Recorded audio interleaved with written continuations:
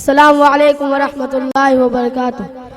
بن دیکھے محمد پر قربان زمانہ ہے، بن دیکھے محمد پر قربان زمانہ ہے، جس کو بھی دیکھا ہے وہ ان کا دیوانہ ہے، بن دیکھے محمد پر قربان زمانہ ہے، روزہ ہے جو آقا کا جنت کا وہ ٹکڑا ہے، روزہ ہے جو آقا کا۔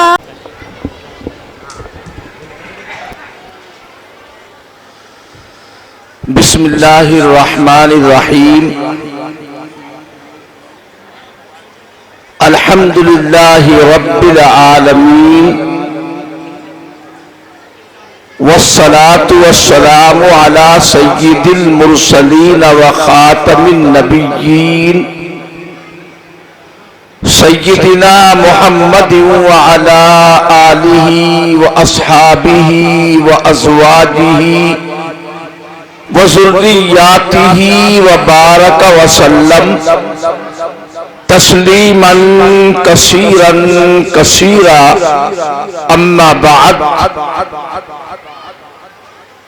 عن عقبۃ بن عامر رضی اللہ عنہ قال قال رسول اللہ صلی اللہ علیہ وسلم املک علیک لسانک ولیسعک بیتک وابکی علی خطیئتک، او کما قال صلی اللہ علیہ وسلم۔ حضرات علماء کرام،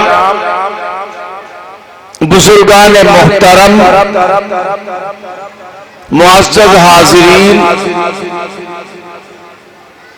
اور پردہ نشین اسلامی ماؤں اور بہنوں، کافی وقت ہو چکا ہے، ابھی آپ حضرات کو عصر کی نماز بھی ادا کرنی ہے۔ مدرسے کے جو کام ہے، جلسے کے جو مقاصد ہیں، وہ تقریباً کیا مکمل ہو چکے ہیں۔ قرآن مجید جو نے حفظ کیا، ان کی دستار بندی بھی ہو چکی۔ آپ حضرات کو مدرسے کا اپنی حیثیت کے مطابق جو تعاون کرنا چاہیے تھا، ماشاءاللہ آپ حضرات نے اس میں بھی حصہ لیا۔ اب کوئی لمبی بات عرض کرنے کا موقع بالکل نہیں ہے،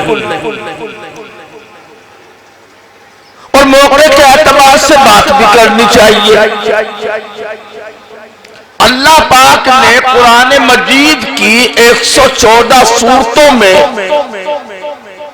بڑی بڑی صورتیں بھی نازل فرمائی، سورہ بقرہ قریب 2.5 پارے،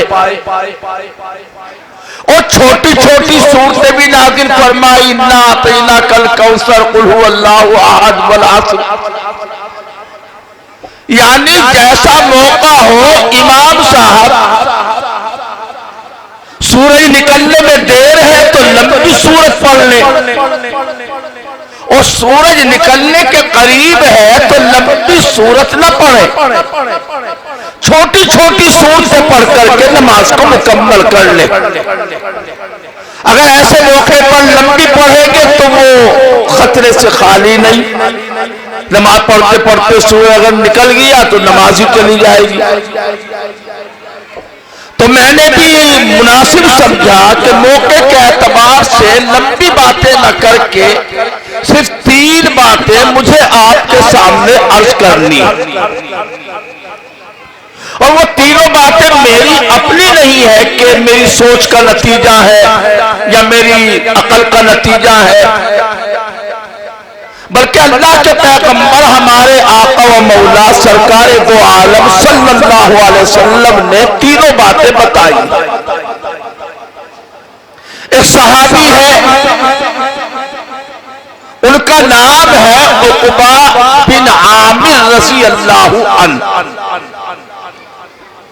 حضرت عقبہ بن عامر رضی اللہ عنہ حضور کی خدمت میں حاضر ہوئے اور عرض کیا، یا رسول اللہ، میری نجات ہو جائے، مجھے کوئی ایسا عمل بتا دو۔ غور سے سننا ایک ایک بات۔ اے اللہ کے پیغمبر، لمبا چوڑا وظیفہ تو میں کر نہیں پاؤں گا، مختصر سا ہو، آسان سا ہو اور میری نجات بھی ہو جائے۔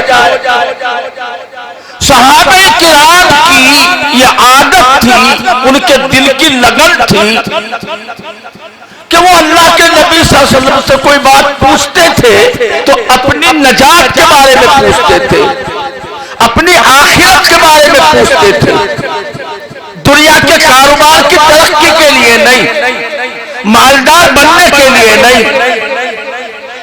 چنانچہ پوچھا تو کیا پوچھا؟ اللہ کے رسول یہ بتائیے، نجات کیسے ہوگی؟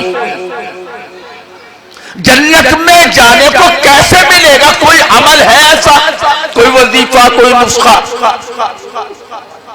نبی صلی اللہ علیہ وسلم نے بالکل آسان، آپ کے لیے بھی آسان، میرے لیے بھی آسان، سب سننے والوں کے لیے بالکل آسان ہے ان پر عمل کرنا۔ سب سے پہلی بات آپ نے جو بتائی، یہ ارشاد فرمائی کہ اے عقبہ ابن عامر، اگر تو نجات چاہتا ہے، املک علیک لسانک، اپنی زبان پر کنٹرول کر لے۔ کیا بات بتائی بھی؟ ہماری مائیں بہنیں بھی غور سے سنیں، خاص طور سے پہلی بات بتلائی کہ اگر تو نجات چاہتا ہے، اپنی زبان پر قابو کر لے، اپنی زبان کو آوارہ مت کر، اپنی زبان کو جس طرح چاہے تر تر چلا دیا، اس پہ قابو کر لے۔ ذرا غور کر لو اچھا، دنیا میں جتنے بھی جھنجٹ، لاٹھی ڈنڈے، لڑائی جھگڑے، تو میں آپس کی رنجشیں، اختلافات، ان سب چیزوں میں سب سے بڑا دخل زبان کا ہے۔ دو لڑکے لڑ گئے، آپس میں کیوں لڑ رہے ہو؟ اجی میرے ابا کو گالی دے رہا تھا۔ گالی کس سے دی جا؟ زبان سے، تو لاٹھی ڈنڈا تو نہیں مارا، زبان سے اس نے میرے باپ کو گالی دی، مجھ پر الزام لگایا، مجھ پر انگلی اٹھائی، کوئی ایسی بات کہی جو بڑی کمزور بات تھی، کچی بات تھی۔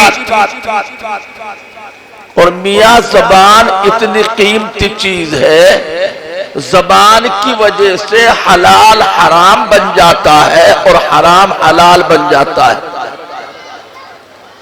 اور میاں زبان ہی تو ہے، جب نکاح کے وقت میں ایک قاضی، نکاح پڑھانے والے امام صاحب لڑکی کی اجازت لے کر لڑکے سے کہلواتے ہیں، کیا تم نے فلاں لڑکی کو اتنے مہر پر اپنے نکاح میں قبول کیا؟ جی میں نے قبول کیا۔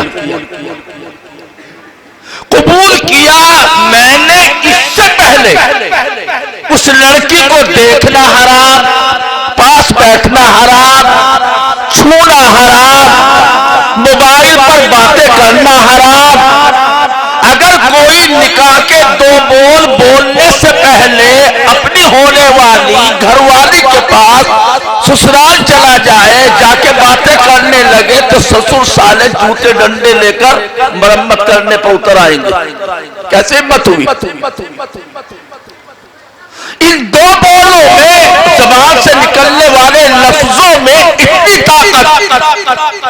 کہ اب اس لڑکی سے بولنا بھی ثواب، پاس بیٹھنا بھی ثواب، نہ سماج کو اعتراض، نہ سسر صاحب کو اعتراض، نہ ساس کو اعتراض، نہ کسی کو کوئی گیلا، بلکہ خوشی ہوتی ہے کہ بچے خوش ہیں۔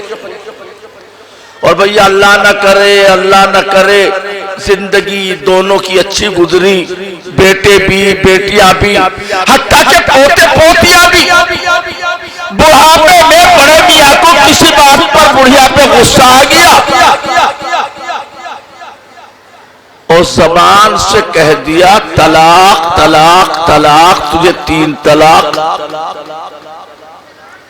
اب لاکھ حجت کرے، لاکھ باتیں بنائے، بہانے ڈھونڈے، اجی بس کیا بتاؤں، غصے میں نکل گئی، ورنہ تو زندگی ساتھ گزری دونوں کی، ایک ساتھ رہے سہے، بچے ہیں، پوتے پر نواسے ہیں۔ مولانا مفتی صاحب یہ جواب دیں گے کہ میاں طلاق پڑ گئی، 3 طلاقیں واقع ہو گئی، اجی میرے دل سے یہ نکل گئی زبان سے، تیرا دل چاہے نہ چاہے زبان سے اگر نکل گیا تو نکل گیا۔ الطلاق والعتاق والنکاح، میرے آقا نے فرمایا ثلاث جدہن جد حدلہن جد، 3 چیزیں ایسی ہیں مذاق بھی حقیقت اور حقیقت تو ہے ہی حقیقت۔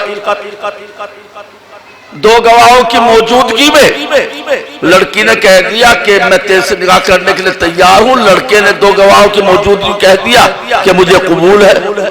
مذاق کر رہے تھے، ویسے نہیں، ہو جا نکاح۔ نکاح کے لیے خطبہ وغیرہ پڑھنا، رجسٹر میں نام وغیرہ لکھنا، یہ نکاح کا کوئی رکن نہیں، فرض نہیں۔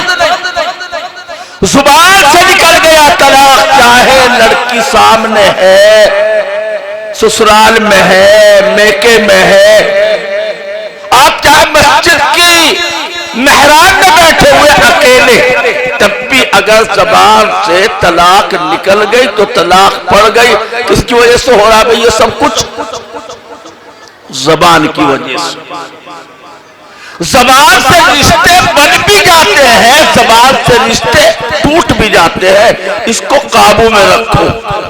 اللہ میاں نے بھی اس کو باہر ناک کی طرح کان کی طرح نہیں لٹکایا، زبان کو 32 دانتوں کے بیچ میں رکھا ہے، ضرورت پڑنے پر استعمال کرو، بک بک بک بک تر تر تر ہر وقت کر لئیے، جو جی آیا بھوک دیا نہیں۔ میرے آقا صلی اللہ علیہ وسلم نے ارشاد فرمایا من کان یؤمن باللہ والیوم الآخر فلیقل خیرا او لیصمت، جو اللہ پر آخرت پر ایمان رکھتا ہے اسے چاہیے چپ رہے، بولے تو ٹھیک بات بولے، کہے تو اچھی بات کہے، ورنہ تو خاموش رہنا بہتر ہے۔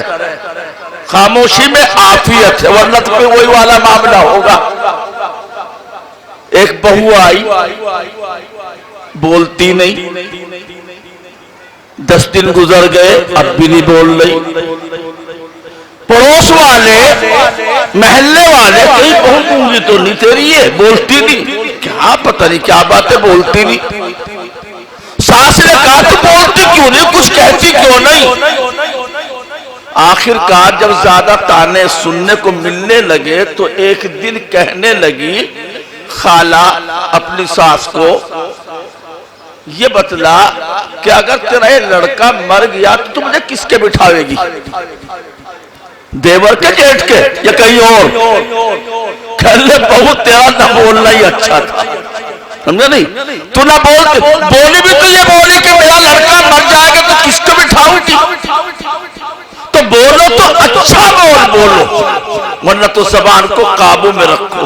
اللہ نے زبان کو بڑا نرم بنایا ہے، اس میں ہڈی نہیں، چبنی نہیں، کان میں بھی چبنی، ناک میں بھی ہڈی، انگلیوں میں بھی ہڈی۔ جب اللہ پاک نے نرم بنایا تو اسے نرم ہی رکھو، اسے سخت نہ کرو۔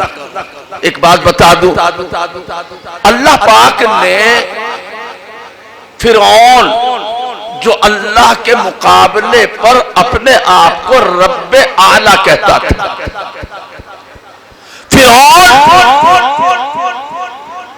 اللہ کا بہت بڑا دشمن، سب سے بڑا دشمن نہیں فرعون، یہ بھی یاد رکھیں۔ سب سے بڑا دشمن اللہ کا فرعون نہیں، سب سے بڑا کافر فرعون نہیں، سب سے بڑا دنیا کا اللہ کا دشمن کافر ابو جہل ہے۔ فرعون کا تو اخیر وقت میں آ کر کچھ نہ کچھ دماغ ٹھیک ہو گیا تھا، کفر ٹوٹ گیا تھا، جب ڈوبنے لگا حتی اذا ادرکہ الغرق قال آمنت انہ لا الہ الا الذی آمنت بہ بنو اسرائیل۔ جب فرعون ڈوبنے لگا تو کفر ڈھیلا پڑ گیا اور کہنے لگا کہ بنی اسرائیل جس کو خدا معبود مانتے ہیں میں بھی اسی کو مانتا ہوں۔ یہ الگ بات ہے کہ اس وقت کا ایمان لانا اللہ کے یہاں قابل قبول نہیں۔ موت دیکھ کر غرغرے کی حالت میں کلمہ پڑھنا، اس وقت کے کلمہ پڑھنے کا بالکل اعتبار نہیں۔ ایمان کیا ہے بھئی؟ یؤمنون بالغیب، جو بن دیکھے ایمان لاتے ہیں۔ کیسے؟ ایک مرتبہ ہارون رشید کی بیوی ہے زبیدہ، بڑی نیک خاتون تھی۔ یہ ہارون رشید کی بیوی زبیدہ وہی ہے جنہوں نے سب سے پہلے مدینے میں نہر کھدوائی تھی، نہر زبیدہ کے نام سے مشہور ہے، حاجیوں کے پانی پینے کے لیے ریگستان میں۔ تو زبیدہ نے دیکھا کہ کہیں سامنے بہلول دانا، شاہ بہلول کچھ مٹی کے گھرودے بنا رہے ہیں، جسے بچے ریت میں پاؤں ڈال ڈال کے گھر بنایا کرتے ہیں، ویسی زمین پر کچھ ڈول ڈال سے نکال کر کیاریاں بنا رہے۔ زبیدہ نے اپنی کلیس کو بھیجا کہ جاؤ شاہ بہلول دانا سے پوچھ کے آؤ یہ کیا کر رہے۔ لڑکی گئی، پوچھا، جواب دیا کہ جنت بنا رہا ہوں۔ شاہ بہلول نے کیا جواب دیا کہ جنت میں محل تعمیر کر رہا ہوں۔ زبیدہ نے پھر کلیس کو بھیجا کہ جاؤ پوچھ کے آؤ کہ کوئی جنت کا محل بیچنے کے لیے تیار ہو اور کیا قیمت ہے۔ شاہ بہلول دانا نے کہا ہاں کوئی خریدار ہوگا تو بیچ دوں گا۔ کتنے کی ہے کہ 1 روپے کی۔ زبیدہ نے 1 روپیہ کنیز کے حوالے کیا۔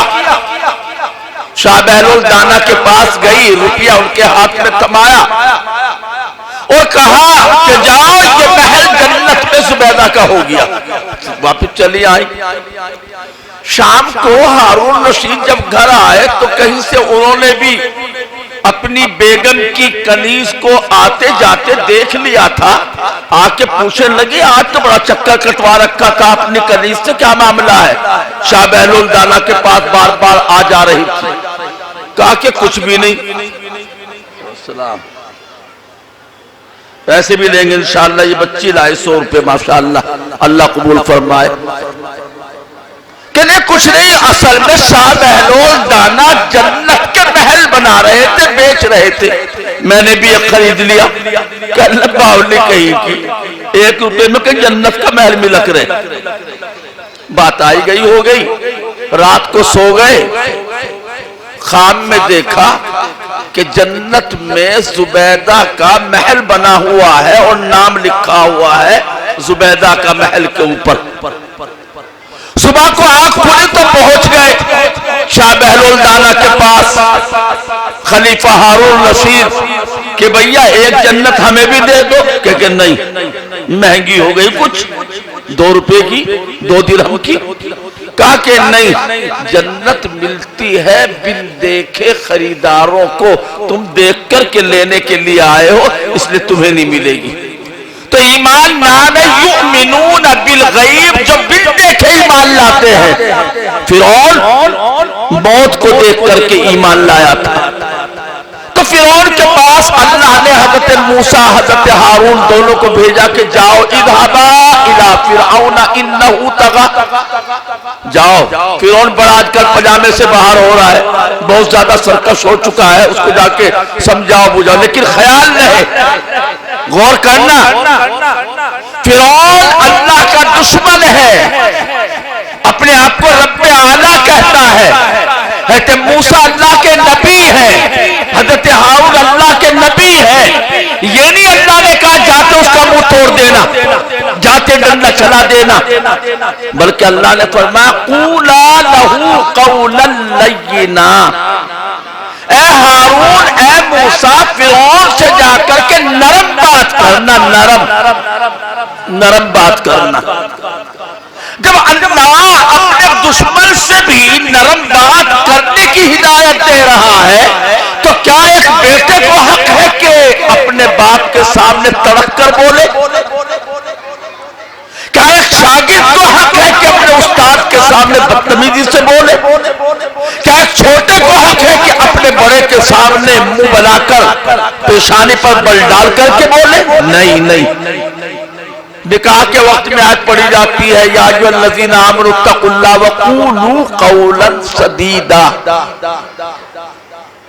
3 آیتیں پڑھی جاتی ہیں نکاح کے قرآن مجید کی عام طریقے پر، ان میں سے ایک یہ بھی ہے ایمان والو اللہ سے ڈرو وقولوا قولا سدیدا، اور نرم بات کرنا، نرم یعنی گھر والے سے بھی جوتے چپل لے کے نہ پیش آنا، بیوی سے نرمی سے بات کرنا، باقی بات لمبی ہو جائے گی، 5 بجنے والے ہیں، تو پہلی بات تو کیا ہے بھئی، نجات چاہتے ہو تو زبان پہ کنٹرول کر لو۔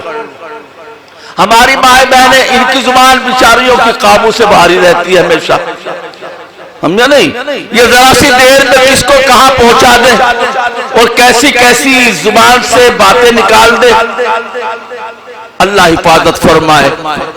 دوسری بات آپ نے فرمائی وَلْيَسَعْكَ بَيْتُكَ، نوجوان ہمارے بھائی سن لے اچھی طرح، آپ نے فرمایا کہ اے عقبہ ابن عامر آوارگی سے بچ، چوراہوں پر، چائے خانوں پر، ہوٹلوں پر، سڑک کے پلیوں پر جا کر کے بیٹھ جانا، چوچے لڑانا، رات کے 12 بجے تک ہمارے نوجوانوں کی ٹیم ڈٹی رہتی ہے۔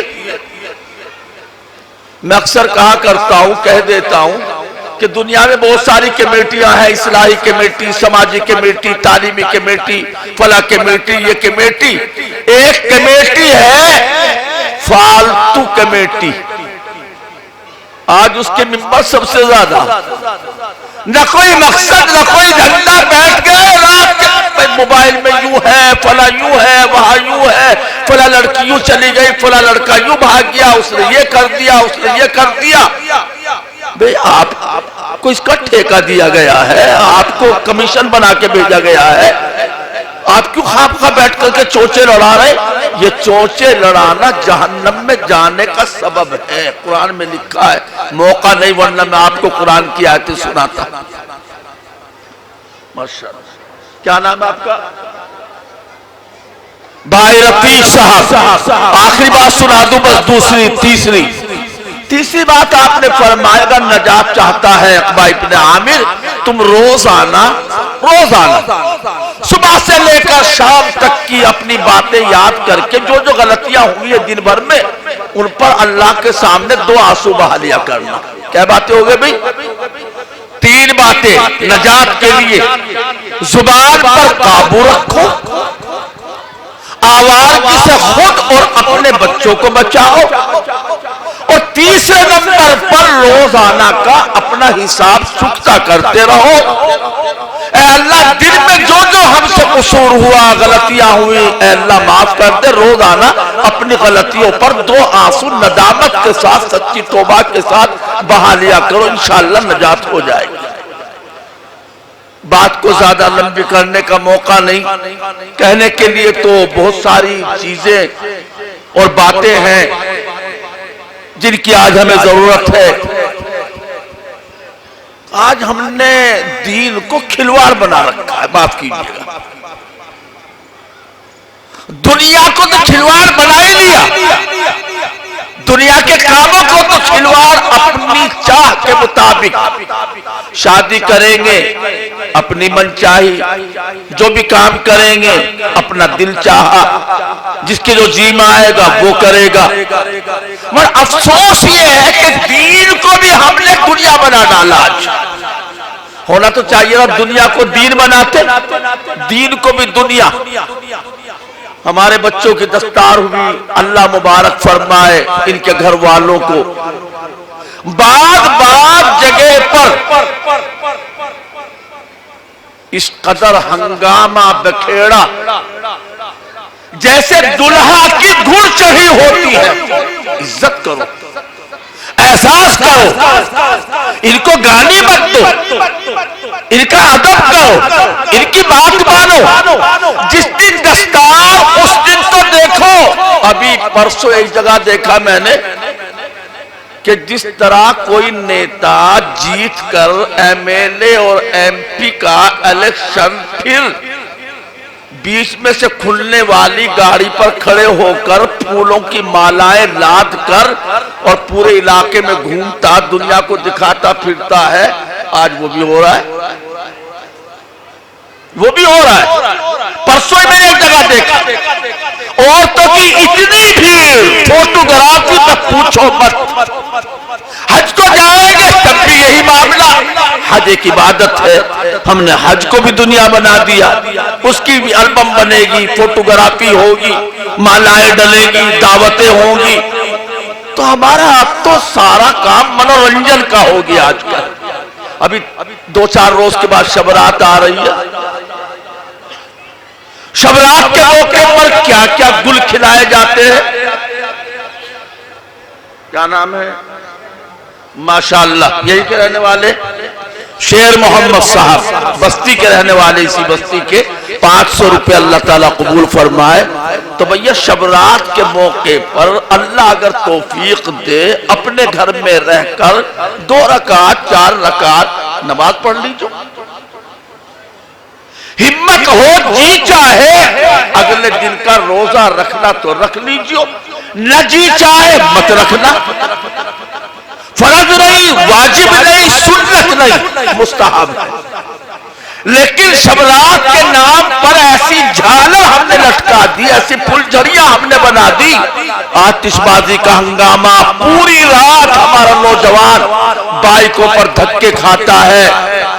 میرٹھ میں تو آتش بازی کا 2 مسلمان گٹوں میں مقابلہ ہوتا ہے، ادھر سے وہ پھلجھڑی چھوڑتا ہے، ادھر سے وہ پھلجھڑی چھوڑتا ہے، اور کئی لوگوں کی آج تک بینائی چلی گئی چھرے لگ کر، اور وہ جو پھلجھڑی آتی ہے وہ سامنے آنکھ سے ٹکرا کر ہر سال کچھ نہ کچھ ہو جاتا ہے، مگر ہم ماننے کے لیے تیار ہیں۔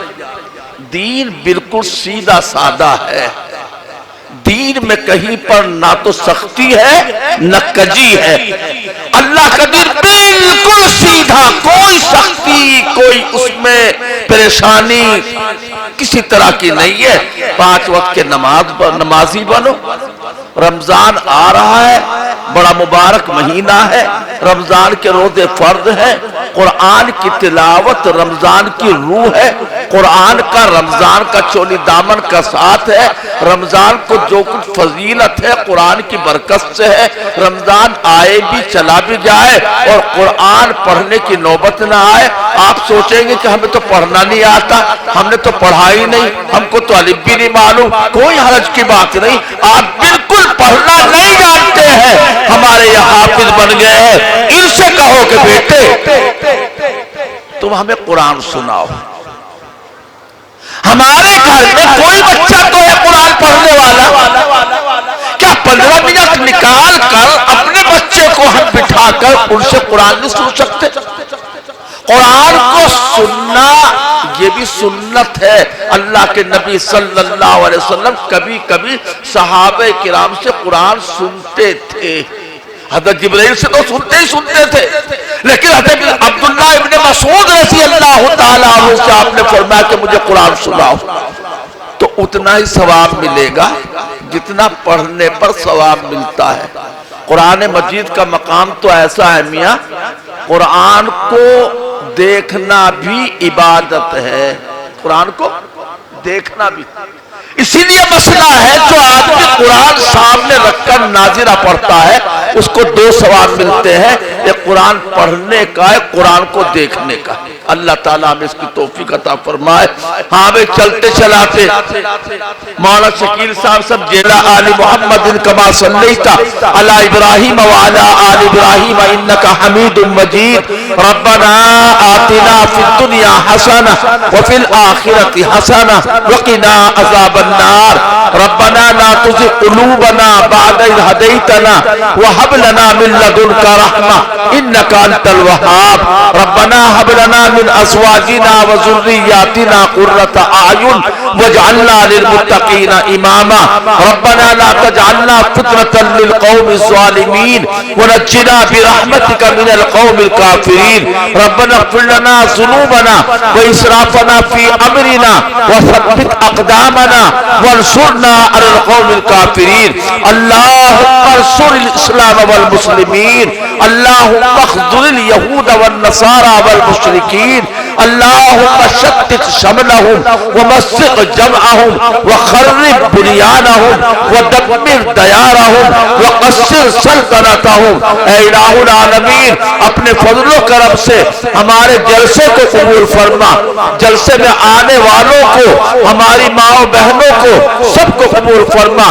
جن حضرات نے مدرسے کا تعاون کیا، جلسے کی رونق کو بڑھایا، دین کی باتیں سننے کے لیے یہاں پر آئے، اے اللہ ان سب کو دنیا میں بھی اور آخرت میں بھی ان کی ان نیکیوں پر بہتر سے بہتر بدلہ عطا فرما.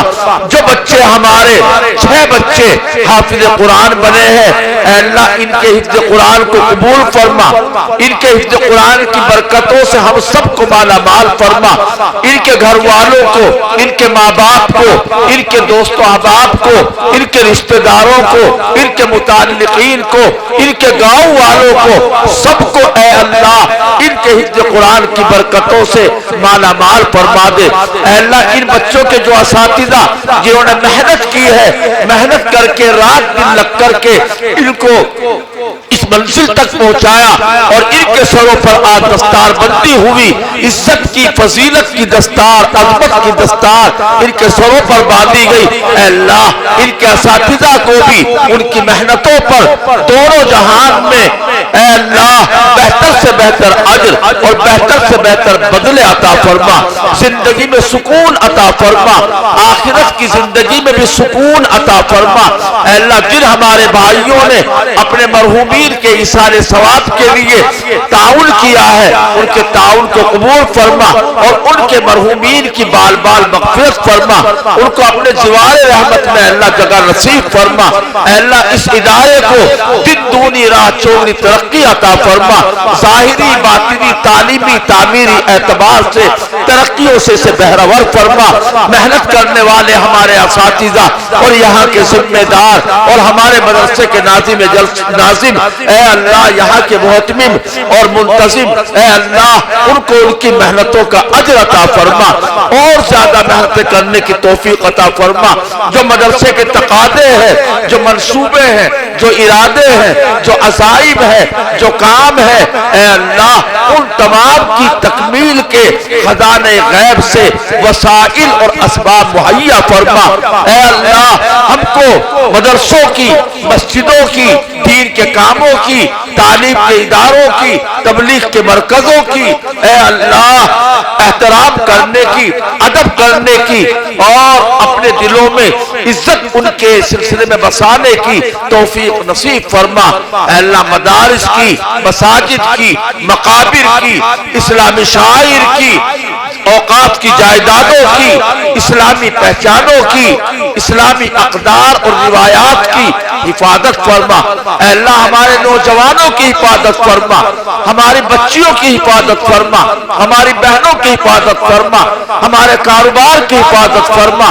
اے اللہ ہمارے بچوں کو دیندار بنا دے، ہماری آنکھوں کی ٹھنڈک بنا دے، دل کا سکون بنا دے. ہمارے تمام بچوں کو نبی پاک صلی اللہ علیہ وسلم کا سچا شہدا دائی اور فدائی بنا دے۔ اے الہ العالمین، ہم کمزور ہیں، ہم ناتوا ہیں، بظاہر کوئی سہارا ہمارے پاس نہیں ہے، ہر کمزور اور ناتوا کوئی نہ کوئی کسی کا سہارا ڈھونڈتا ہے۔ اے اللہ، ہمارے لیے سہارا آپ ہے، بہترین مددگار آپ ہے، بہترین مولا اور نصیر آپ ہے۔ آپ کے علاوہ کوئی سہارا نہیں، آپ کے علاوہ کوئی بگڑی بنانے والا نہیں، آپ کے علاوہ کوئی ڈوب کی نیا کو پار لگانے والا نہیں، آپ کے علاوہ کوئی مستر کی پکار سننے والا نہیں، آپ کے علاوہ کوئی بیمار کو شفا دینے والا نہیں، آپ کے علاوہ کوئی ذلت کے غار سے عزت کا تاج پہنانے والا نہیں۔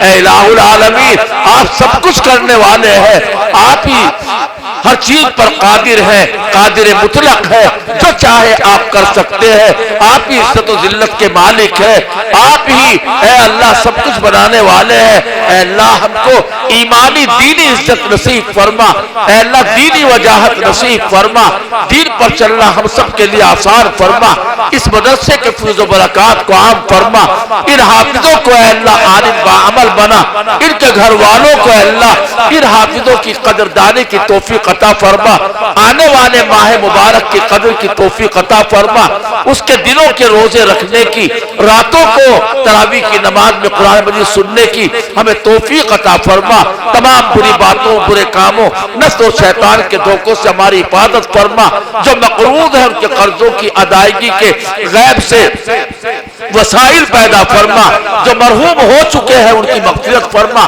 جو بیمار ہیں اے اللہ ان کو شفاء کامل، شفاء عاجل، شفاء دائم اور شفاء مستمر نصیب فرما۔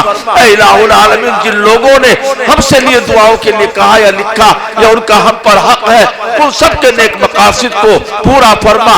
اے اللہ ہماری مائیں بہنیں بھی تشریف فرما، ہمارے بزرگ ہمارے بھائی بھی یہاں موجود، اے اللہ پورے مجمع میں جس کی جو بھی تمنا ہے، جائز تمنا ہے، نیک مقصد ہے، اے اللہ ان کے جائز مقاصد میں کامیابی عطا فرما اور ان کی تمناؤں کو پوری فرما۔ اے پاک پروردگار، جو مانگا وہ عطا فرما، جو مانگنا چاہیے تھا مانگنے سے رہ گیا، اور آپ جانتے ہیں کہ ہمارے حق میں کیا کیا بہتر ہے، ہر خیر کو ہمارے لیے مقدر فرما۔